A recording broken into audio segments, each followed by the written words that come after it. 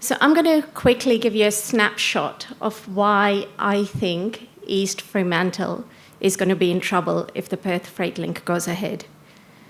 So Peter's told us what it is. It's two sections of the road so far. It's Row 8 and Row 9. As we stand at the moment, the Row 9 is going to be a tunnel that comes out just near the golf course, and then there's no further plans of how we're going to get the freight across. We're going to use existing infrastructures.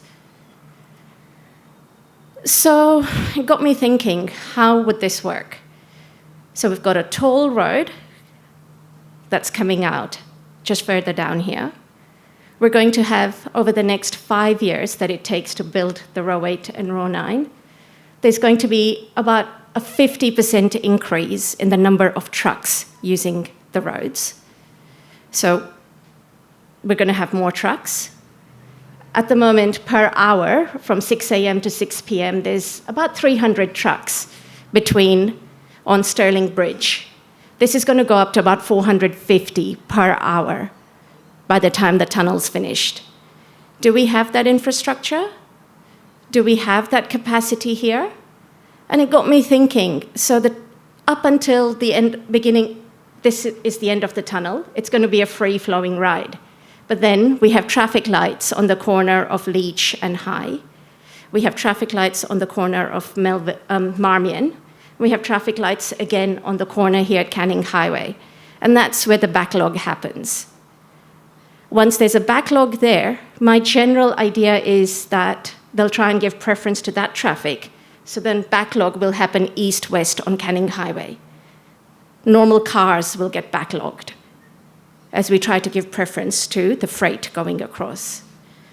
And it's this problem that got me thinking, what happens? How does it impact day-to-day life of people living here? And I come to a term called pollution. It's not something we get excited about. It's not something we think about very often. And it's definitely not something that's at the top of our head. But we will suffer from a lot of pollution in this area if the Row 9 tunnel goes ahead. Traditionally, when we think of pollution, we think of these black smog clouds coming out of the industrial areas.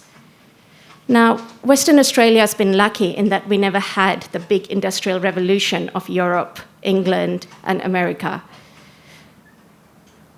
It has its problems because those countries in the mid-60s developed what they call the Clean Air Act, and they monitor their pollution.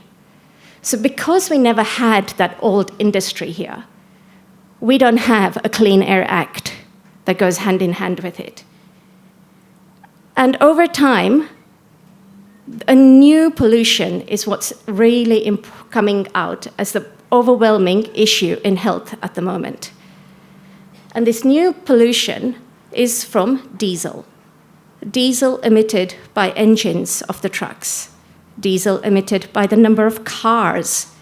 Diesel emitted by the fleet in the harbour, the ships, the trains. And this diesel, or the matter that comes out of it, is what they call the Diesel Particulate Matter, or DPM.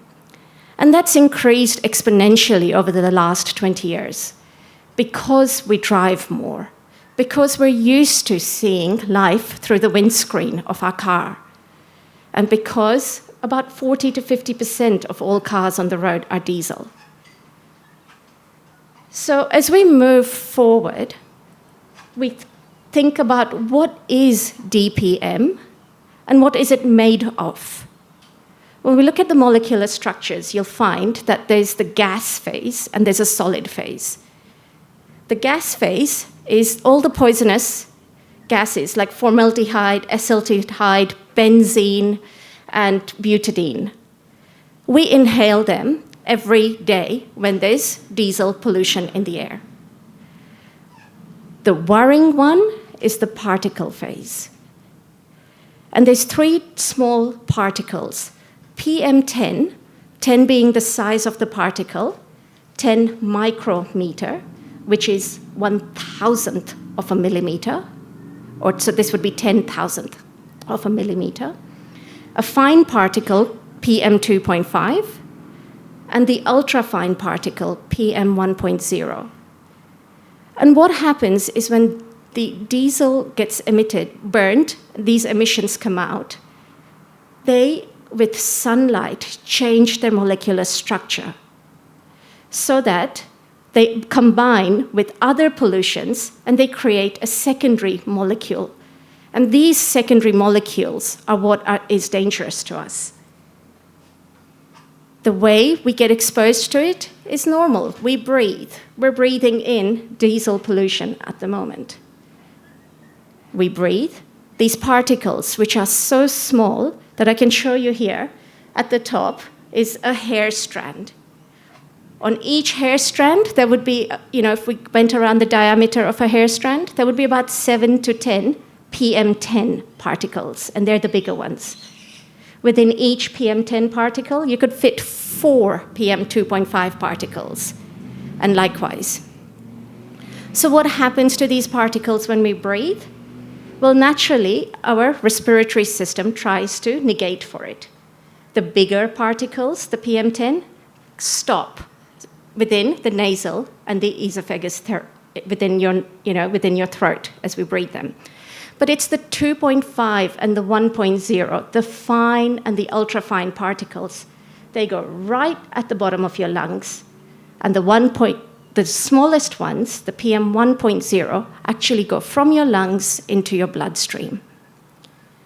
They almost mimic what tobacco smoking does.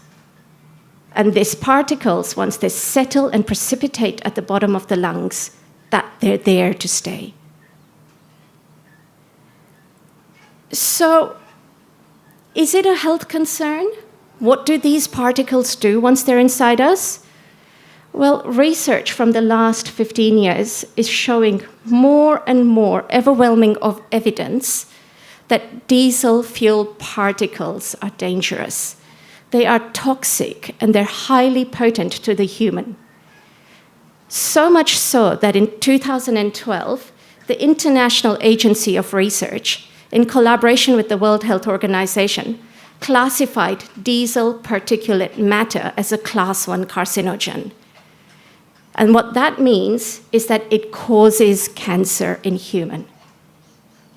It falls in the same category as tobacco smoking. It falls in the same category as asbestos. Now, we all know the dangers of tobacco smoking and asbestos, but yet the diesel fuel particulate is something nobody has found out about, and there's very little research on it.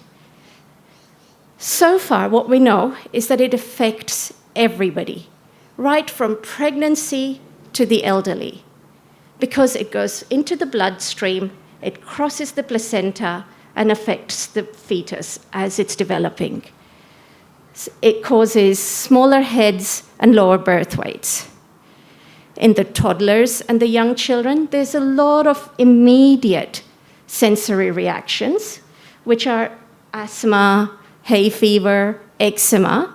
But as they grow older, and because they're constantly getting exposed to diesel fuel over their life, slow exposure, what it does is in adults, it starts affecting more chronically. Type 2 diabetes is probably the least of the worries. By about age 10, if you've lived in an area where there's high diesel fuel in the air, children start developing plaques. These plaques into their adult life and into their young adult life leads to stroke, cardiovascular issues, heart attacks. They cross the brain, and that's where the start of cognitive impairment comes in. And there's research showing that it leads to dementia. Lung cancer is a given, and there's research showing that it also creates, diesel fuel is directly linked with kidney cancer. So it is not something we take lightly. From the moment you wake up, you go to work or you go to school, you do the drop-offs. The kids in the classes are safe. As soon as they come out again in the playing grounds, they're breathing this air. The walk home in the playing grounds. when we are driving back and forth in the evenings, on the weekends, at the park, on the riverfront, we're being exposed to diesel fuel. And this risk is now slowly being taken into account. For the first time ever, the Australian Institute of Health and Welfare actually put a figure to premature deaths that happen directly as a result of diesel fuel pollution. And it shows that so far there's 3,000 premature deaths in Australia annually. Now, this is just from diesel exposure, not from the other pollutions in the air and in the lifestyle. They put a figure to this, saying that there was probably per adult where the premature death happened was probably about 10 to 15 quality-adjusted life years lost, which then, when they put a dollar value to it, came to about $24 billion, being the direct impact of diesel fuel pollution to the health system. Now, even with these results, and this is the first time this has been quantified by a group in Melbourne who are focusing their whole research and emphasis on diesel fuel particulates, it's still not being recognized.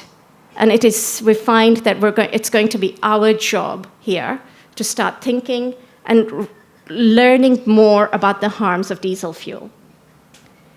So I started thinking, okay, how is this going to really affect East Fremantle? And I spoke to some of my colleagues at UWA in School of Engineering and Civil Science, and they showed me a figure of a tunnel stack. Because surely, when you build a tunnel, you're going to have exit vents and tunnel stacks, which all the pollution that's gathered in the tunnel comes out. When we look at other models of tunnels around Australia, if the tunnel is 3 kilometers, they'll probably get away with exit stacks at each end and nothing in the middle. And they draw the air out from everywhere in the middle and pump it out at the end and at the beginning of the tunnel. These stacks would be around 20 meters high, and that's where all the pollution goes. Looking at us here getting the southwesterlies about 300 days of the year, putting a tunnel there, just think, where are we blowing the pollution? With the southwesterly, here, East Fremantle.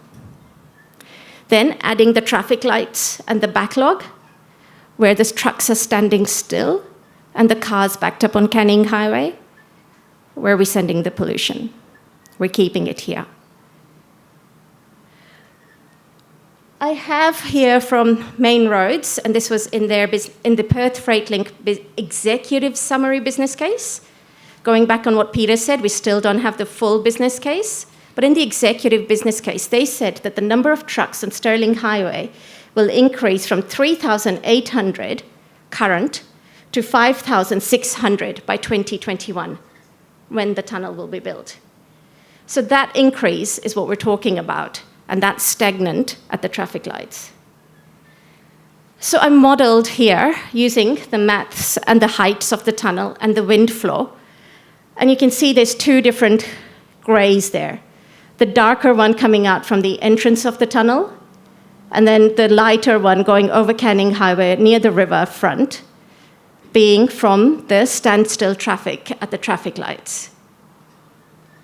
This is what East Fremantle will be breathing if we allow the Row 8 and Row 9 to go ahead. When we look at major roads and major freeways, and then we look at impacts to the residents, this is what we would call a disadvantaged population.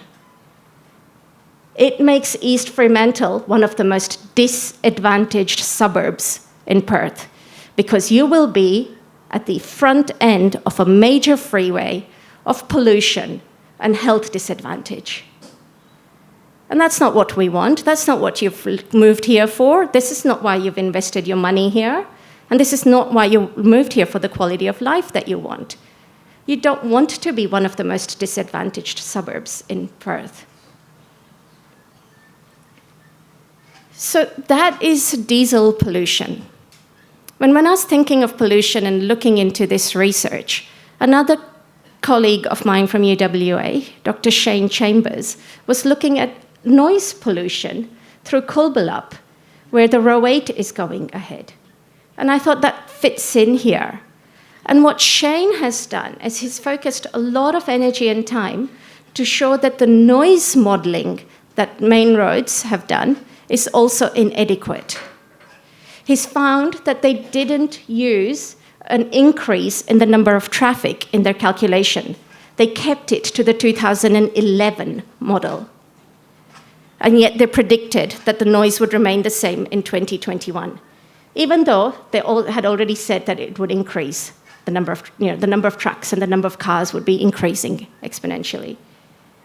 So they didn't account for the increase in volume of trucks, and they didn't analyze the correct volume at daytime and nighttime traffic. And this was based on the fact that there are reports that if we continue with expanding Fremantle Outer Harbour, it might turn into a 24-hour port.